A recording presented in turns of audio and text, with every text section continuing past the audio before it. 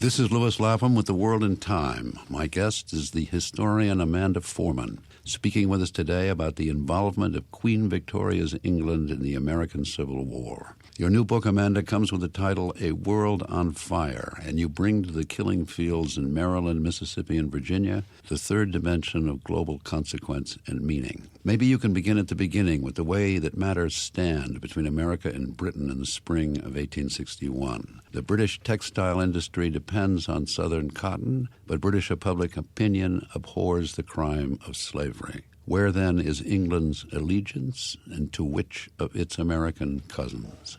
The great shocker about the American Civil War and Britain's role in it is that both sides, the North and the South, expected Britain to come on their side. And in the South in particular, they were convinced that cotton was king, and therefore all they had to do was blackmail Britain with withholding cotton, and they were sure to have British recognition. But what the South didn't count on was, first of all, there was a cotton glut.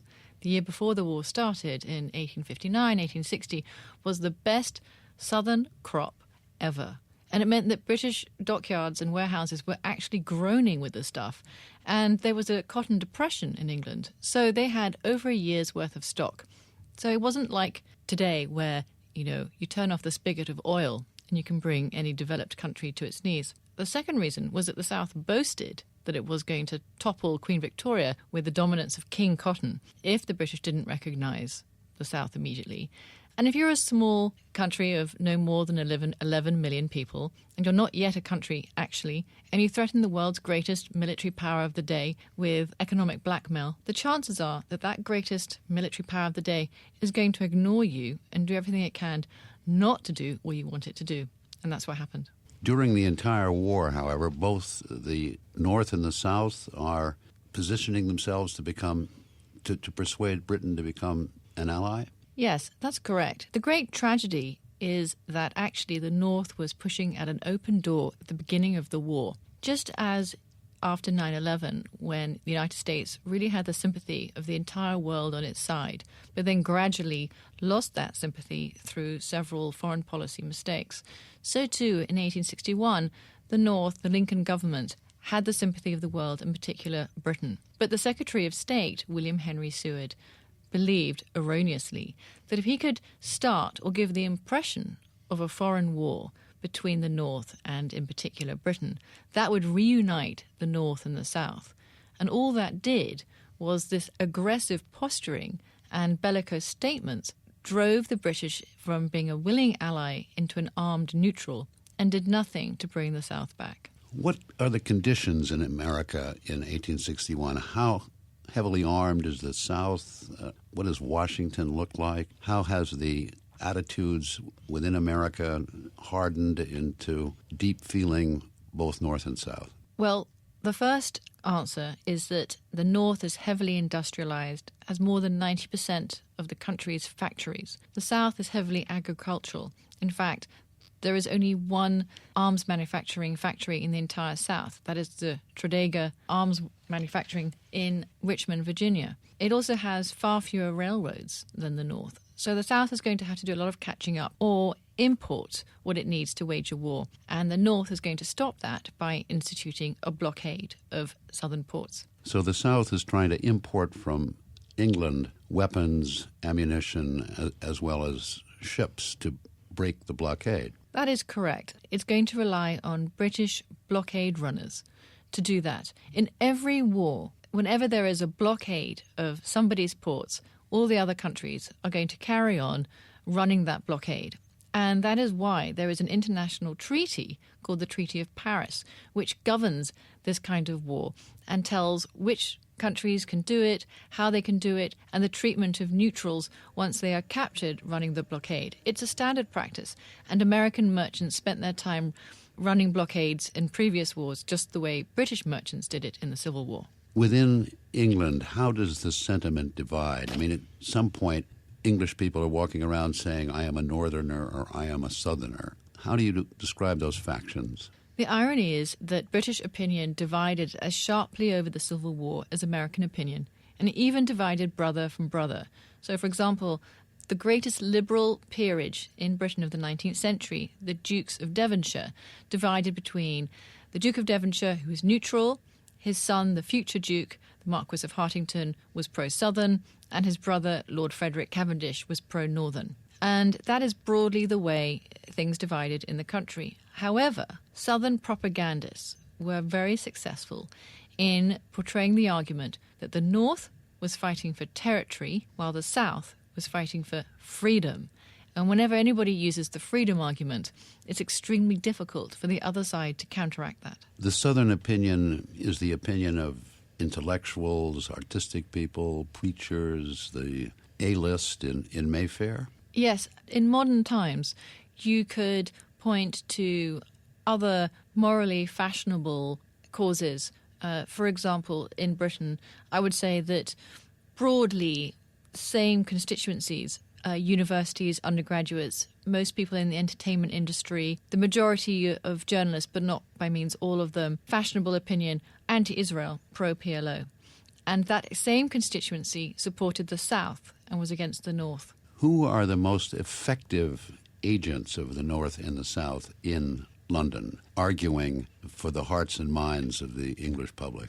For a variety of reasons, the North was constitutionally unable to find the right kind of speakers to put its position across, whereas the South not only had brilliant propagandists, but also managed to entice really famous British journalists on their side, including the editor of the Times and other very important journals, including the London Illustrated News. And in fact, all the foreign correspondents who reported on the war to Britain were pro-Southern. And there was very extensive coverage, yes? The coverage was so extensive that towards the end of the war, the London Times noted that places such as Richmond, Virginia, and rivers such as the Rappahannock were as well known to British readers as London, Lincoln, and the Thames River. The northern minister in London is Charles Francis Adams. How does he stand with the other Adamses, and what are his movements during this 4 years? Charles Francis Adams was the son and grandson of American presidents and also the American ambassadors to England. That weight of history had a rather crippling effect on poor old Charles Francis. He grew up with a sense of destiny and a burden that he had to follow the Adams tradition. But he also had the Adams negative aspects. He was a deeply shy man. He didn't like socializing. He had a great sense of, shall we say, social entitlement because he was an Adams, the way you might talk of somebody as a Kennedy or a Rothschild or a Windsor. But he lacked any ounce of charm. That meant that as an ambassador, he was really lacking, since the first thing you must be when you're an ambassador is charming and gregarious. And it meant that going out and about in London was a disaster. People would sit next to him. He made no small talk, no effort to get to know anybody, hated giving speeches and gave about one a year. And then he complained that London society didn't like him. But unfortunately, he was the reason, although he ascribed the reason to anti-Americanism. And it wasn't. It was anti-Adamsism. Because the British Foreign Secretary, Lord Russell, favors the North. That's right. The Foreign Secretary was Lord John Russell, who belonged to the House of Russell. That's the family name of the Dukes of Bedford. And he was always pro-North in terms of supporting the end of slavery, although he was also sympathetic, as many liberals were, to the idea of smaller countries or smaller sections within countries fighting for the right to self-determination. The great news for America was that he was just as socially awkward as Charles Francis Adams. In fact, weirdly, from behind, they looked very similar to one another. Both were small, very slight men with receding headlines and going quite bald. And they actually became very good friends because they were each was one of the very few people in London who actually liked them. The British minister in Washington was also a small and shy and unobtrusive man. Yes, I mean, it's really extraordinary, actually, how these ambassadors were sent off to do things which, in many ways, they were incapable of doing. So Lord Lyons, first of all, never drank, and he didn't like smoking cigars. He was sent to a capital where drinking whiskey and smoking cigars was as necessary as covering your head with a hat in daylight. And he was so shy that he never looked anybody in the eyes. He talked to their shoes.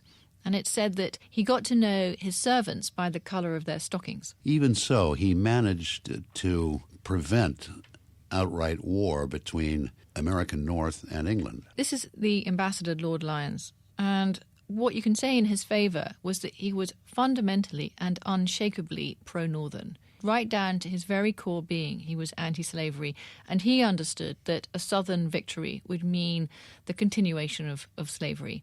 So at the very beginning, although his relationship with the Secretary of State, William Henry Seward, was disastrous, ultimately the two men forged a very deep understanding of each other. And Lord Lyons did everything he could once he understood how Seward worked and how serpentine Seward's methods could be, but that ultimately, for the cause of right, they worked together, and the two of them prevented the two countries from going to war, which would, of course, if they had done that, led to a Southern victory. Was there ever a real chance during the 4 years, 1861, 1865, of a war between the northern states and England? The chance was so real that in December 1861, there was something called the Trent Affair. And it really, in many ways, was a minor incident that should never have turned into the explosion that it did. And that is Seward's fault.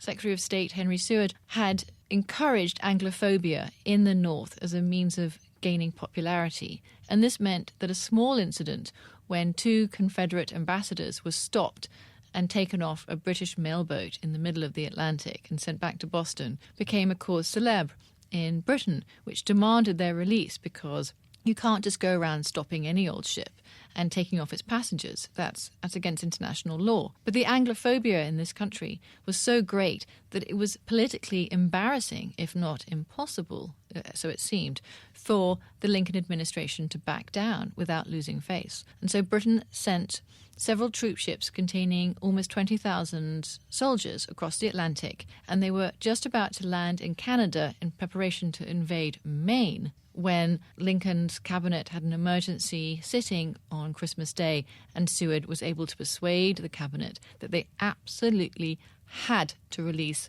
these two ambassadors. During the course of the war, how successful was the South in gaining help from England with ships and with ammunition?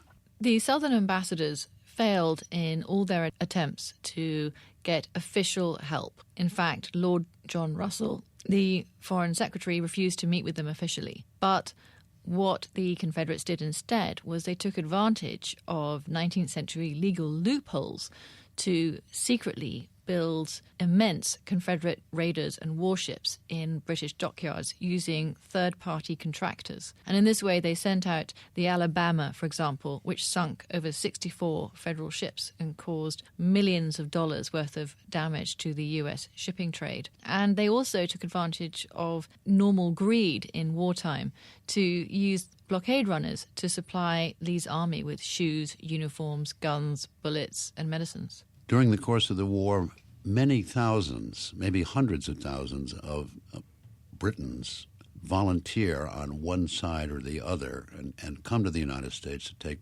part in the war. Talk a little about those people. Well, we know that somewhere upwards of 100,000 Irish fought in the Civil War on both sides. Now, at that point, Ireland was part of Britain. But even if you exclude them and just look at the Scottish, the English, and the Welsh, by most reckoning, that's probably more than 55,000. Now, most of them fought for the North because it was easy to volunteer for the North. You just got on a passenger ship and sailed over. Many of them were also visiting or working in the US at the time. And there were great bounties because of the draft to be earned. But several thousand also fought for the South. And actually, some of them are the most interesting and amusing characters. Tell us about one of them. One of my favourites for the South is a young man called Bennett G. Burleigh, who came from Glasgow. And he had been sent over by his father, who was an amateur inventor and had come up with the design for a torpedo. So Burleigh arrived in Richmond with his plans and was promptly thrown into prison as a spy. But he had a great gift of the gab, and he was able to talk his way out of prison and persuade the authorities to try building this torpedo. Only it turned out to have one fatal design flaw, which was that it wouldn't explode. So that was the end of his career as an arms manufacturer. But instead, he became a raider. He joined John Yates Bell, the great Confederate guerrilla, and conducted raids on the Chesapeake Bay. And when that was stopped by the federal authorities, he joined another raiding outfit. And finally, he was captured and sent to Fort Delaware on the Delaware River. And he managed to escape by breaking open the sewage pipe that was underneath his cell and crawling through 125 yards of raw sewage until he got to the Delaware River. He then made his way through the north to Canada, where he teamed up again with John Yates Bell and got involved in a rather cockamamie expedition to liberate 3,000 Confederate prisoners on Johnson's Island in Lake Erie. And they got as far as hijacking a passenger ship and sending off another team to capture the USS Michigan, which was the only federal ship guarding Lake Erie. And of course, that team failed to capture the USS Michigan, and the passenger ship turned out to be a rather leaky old boat that wasn't going to take anybody off any prison island. And so they all scarpered, and Burleigh was captured and extradited to Detroit and told that he was going to be tried for the crime of piracy, which carried a sentence of execution if that was the case. And he was tried, but it was a hung jury. So he was kept in prison, and then after the war, while he was waiting retrial, he was given an apple pie by the jailer's daughter, who'd rather come to fancy him. And while he was eating this apple pie, he discovered that inside she'd put in a miniature saw. So he sawed his way out of prison and disappeared. When he resurfaced a year later, he was now the foreign correspondent for the London Daily Telegraph. Your book reads like a novel by Trollope or Dickens, and you have many, many characters in it.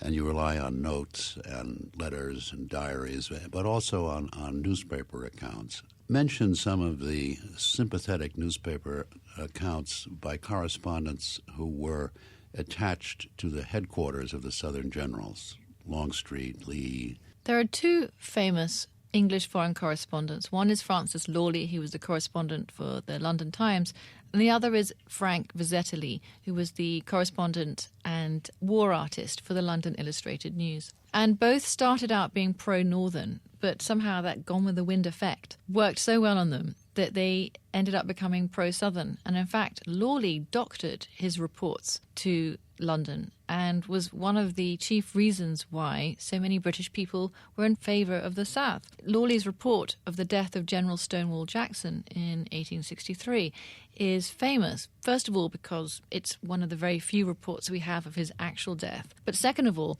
it's in no way unbiased reporting. It's written in a way that is meant to make readers become excited and upset and in favour of the Southern cause. And in fact, it did encourage the British to set up a subscription to build a statue for General Stonewall Jackson, which now stands in the middle of Richmond. The other correspondent, Frank Vizetelly, was the last journalist to cover the retreat of the Confederate government from Richmond after it was captured by the North. So even though his reports have a whiff of bias to them, they are also the only evidence we have of the Confederate turmoil by an independent witness. What are the long-term effects, if any, of the English involvement in the Civil War? How does the story end from the point of view of London? The story ended rather well for both countries. Up until the Civil War, there was a great deal of mutual distrust and hatred even that had lingered on for 75 years since the War of Independence. And by this point, the two countries were rather like a family that couldn't live with each other but couldn't live without each other. And every day was like a family row on Christmas Day. And ironically, the great arguments that took place during the Civil War were the final explosion, the ultimate blood on the carpet after the turkey's already been thrown out the window, which allowed the two countries to kiss and make up. And that final kissing and making up was in 1872, when Britain agreed to pay $15 million in gold for all the damages caused by the CSS Alabama. And in return, the US paid $11 million for the right to fish in Canadian waters. And that was it. On that happy note, thank you, Amanda Foreman, for speaking with us today about Britain's crucial role in the American Civil War. I'm Louis Lapham of Lapham's Quarterly for Bloomberg News, copyright Bloomberg 2011.